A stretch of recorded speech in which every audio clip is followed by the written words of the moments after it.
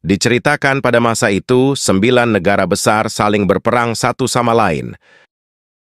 Negara yang terkuat bernama Beiliang, atau bisa kita sebut negara Liang. Liang memiliki sosok raja terkuat yang bernama Su Xiao. Ia merupakan panglima perang dari negara Liang. Sosoknya sangat ditakuti karena memiliki 350.000 pasukan dan mampu menghancurkan 8 negara besar. Melompat ke beberapa tahun ke belakang, kita dikenalkan dengan seorang pemuda bernama Feng Xian. Feng Xian merupakan anak dari Su Xiao sang raja dan panglima perang negara Liang. Su Feng Xian sudah 3 tahun hidup layaknya gembel. Bahkan, dia bersama pelayannya yang bernama Lao harus mencuri ubi milik petani tua. Setelah berhasil mencuri ubinya, mereka pun kabur. Kemudian mereka menangkap beberapa ikan di sungai. Tak disangka sekawanan bandit gunung datang. Karena merasa kasihan, Feng Xian pun diajaknya ke markas mereka. Ternyata mereka adalah bandit yang berasal dari negara Chu. Mereka sedang mencari pemuda yang bernama Feng Xian. Alasan mereka mencari Feng Xian karena ayahnya sang Raja Beiliang telah menghancurkan negara Chu. Mereka ingin mencari Feng Xian untuk balas dendam. Mendengar hal tersebut, Feng Xian pun menutupi identitasnya. Lalu kita diperlihatkan Su Xiao Raja Beiliang telah menghancurkan kerajaan Chu tak bersisa.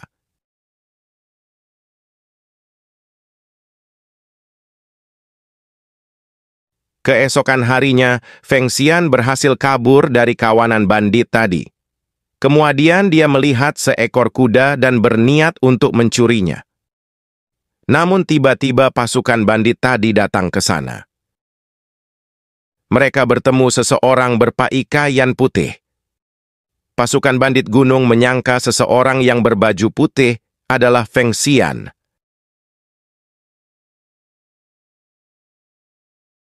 Akhirnya pertarungan pun terjadi. Feng Xian dan pelayannya memilih untuk tetap bersembunyi di balik batu. Singkat cerita, Feng Xian dan pelayannya melanjutkan perjalanan untuk pulang ke kota Lingzhou. Namun tak disangka pasukan bandit gunung datang menghadang Feng Xian. Pasukan bandit gunung sudah mengetahui identitas asli Feng Xian. Mereka mengetahui identitasnya berkat sebuah lukisan wajah. Karena merasa pasrah, Feng Xian pun menyuruh pelayannya yang bernama Lao untuk pergi. Tak disangka wanita berbaju putih datang menolongnya. Wanita itu memberikan satu syarat, yaitu membawanya memasuki paviliun Tingzhou di kota Lingzhou. Dalam sekejap, para bandit itu berhasil dihabisi. Di malam hari mereka beristirahat sejenak. Alasan wanita itu ingin datang ke paviliun Tingzhou adalah di sana tersimpan buku bela diri. Wanita itu ingin menjadi ahli bela diri terhebat nomor 1 di dunia. Mendengar hal itu, Lao menyuruh Feng Xian untuk belajar bela diri. Namun Feng Xian menolaknya dan menganggap menggunakan akalnya sudah cukup untuk melindungi diri. Dia menganggap belajar bela diri hanya menguras waktu dan tenaganya saja. Lalu Xin berpindah di kediaman Raja Beiliang di kota Lingzhou. Seorang bocah bernama Long Xian setiap hari menunggu kakaknya Feng Xian di depan gerbang. Akhirnya Feng Xian telah sampai di kota Lingzhou.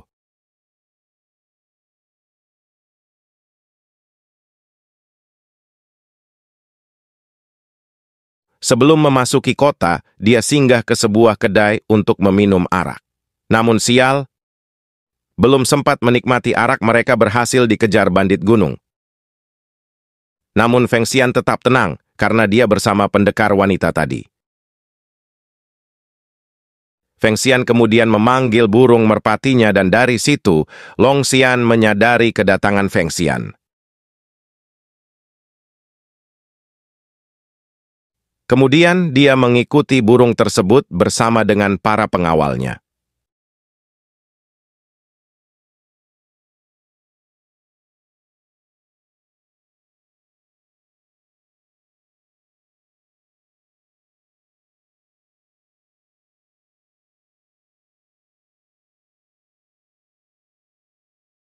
Tak lama kemudian, mereka pun sampai dan seorang jenderal bernama Ning Mei berada di sana. Para bandit pun hanya bersembunyi di balik kedai. Kemudian Long Xiang langsung memeluk kakaknya. Dia terlihat sangat rindu terhadap sang kakak. Karena mereka sudah 3 tahun tidak bertemu satu sama lain. Singkat cerita, Feng Xian telah sampai di kota Lingzhou dan memasuki gerbang dengan digendong oleh adiknya. Sementara pendekar wanita itu tersenyum karena berhasil memasuki kota tersebut. Pada malam hari ketika Feng Xiang sedang tidur, datanglah seorang wanita bercadar berusaha membunuhnya. Feng Xiang sudah menyadari hal itu dan dia berhasil menggagalkannya. Dan ternyata wanita itu adalah pelayan pribadinya, yang bernama Jiangni. Tiba-tiba Su Xiao Panglima Bei Liang datang untuk menemui Feng Xian. Feng Xian kemudian menyuruh Jiangni untuk pergi bersembunyi. Siapa sangka Su Xiao yang dikenal sebagai iblis, panglima perang yang ditakuti semua negara, ternyata ia takut kepada Feng Xian. Terlihat sekali Feng Xian marah kepada ayahnya karena selama 3 tahun dia diperintahkan berkelan dan menjadi gembel. Setelah itu mereka pergi ke penjara. Pasukan bandit yang ingin membunuh Feng Xian kini dipenjara. Feng Xian kemudian bertanya dari mana bandit itu mendapatkan lukisan wajahnya. Dia mengaku mendapat lukisan itu dari orang tidak dikenal yang berasal dari kota Lingzhou. Mendengar hal itu, Feng Xian menyadari di kota Lingzhou terdapat pengkhianat yang ingin membunuhnya.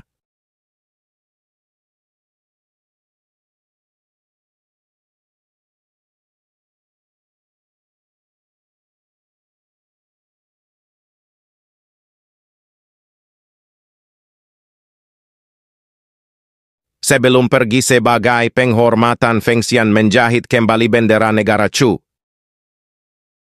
Lalu dia meletakkannya di atas meja, sebagai ungkapan turut berduka atas runtuhnya negara Chu. Kemudian Feng Xian ingin mencari tahu siapa pengkhianat yang ingin membunuhnya. Sang ayah ingin ikut membantu namun ditolak.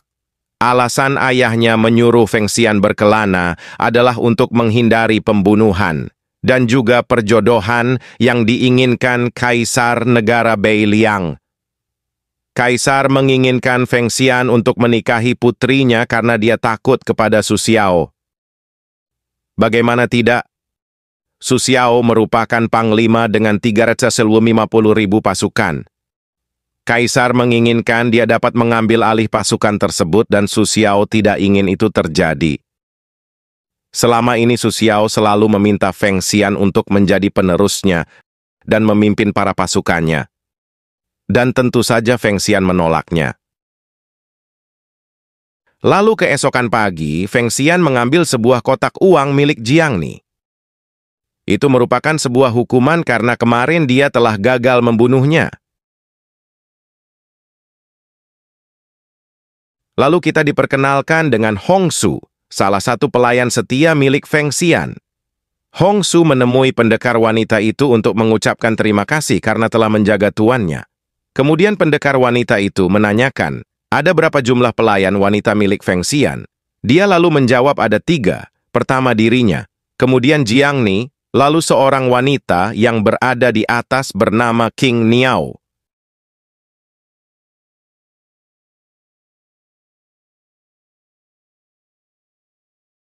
Kemudian Feng Xian datang ke sana bersama Long Xian dan Jiangni untuk memancing.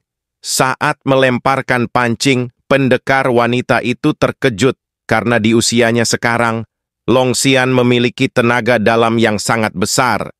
Lalu dia menagih janji Feng Xian untuk mengizinkannya masuk ke pavilion Tongji. Feng Xian menanyakan siapa nama pendekar wanita itu. Pendekar wanita itu ternyata bernama Nam Gong. Feng Xian akan mengizinkan dia masuki pavilion, asalkan dia melindunginya selama 2 hari. Feng Xian ingin menyelidiki pengkhianat di kota Lingzhou yang ingin membunuhnya. Mendengar hal itu, Nam Gong pun menyetujuinya. Tak lama kemudian, salah satu jenderal datang ke sana. Dia bernama Lu San. Dia adalah satu-satunya jenderal yang setia kepada Feng Xian. Kembalinya Feng Xian setelah 3 tahun berkelana membuat dia sangat bahagia. Untuk merayakan kepulangannya, Lu San mengajak Feng Xian ke rumah bordir. Karena kabarnya di sana ada seorang wanita cantik yang pandai menari pedang. Mendengar hal itu, Feng Xian pun menyetujuinya. Di malam hari mereka pergi ke rumah bordir dan memanggil wanita yang kabarnya pandai menari pedang. Wanita itu bernama Yue. Dia tidak bersedia melakukan tarian kecuali hanya berdua saja bersama Feng Xian. Dia beralasan karena dia harus melepaskan sedikit pakaiannya. Dan benar saja, ketika mereka hanya berdua saja, Yue kemudian melepaskan pakaiannya, hingga menyisakan pakaian bagian dalam saja. Kemudian Yue memulai gerakan tarian pedangnya. Siapa sangka Yue merupakan anak seorang bangsawan dari negara Chu. Sebuah negara yang sudah dihancurkan oleh Su Xiao, ayah Feng Xian. Ia pun mengingat pertempuran tersebut dan ingin membunuh Feng Xian untuk balas dendam. Sayangnya hal itu berhasil digagalkan oleh Nam Gong yang sudah berjaga di luar. Disitulah Yue mengakui identitasnya dan sudah 3 tahun lamanya ia menunggu kesempatan untuk membalas dendam. Dia mengatakan bahwa Su Xiao telah membunuh Kaisar Permaisuri dan Putri Negara Chu. Kemudian Feng Xian mengatakan bahwa ayahnya tidak membunuh mereka. Feng Xian lalu memanggil Jiang Ni. Siapa sangka Jiang Ni ternyata adalah putri dari negara Chu.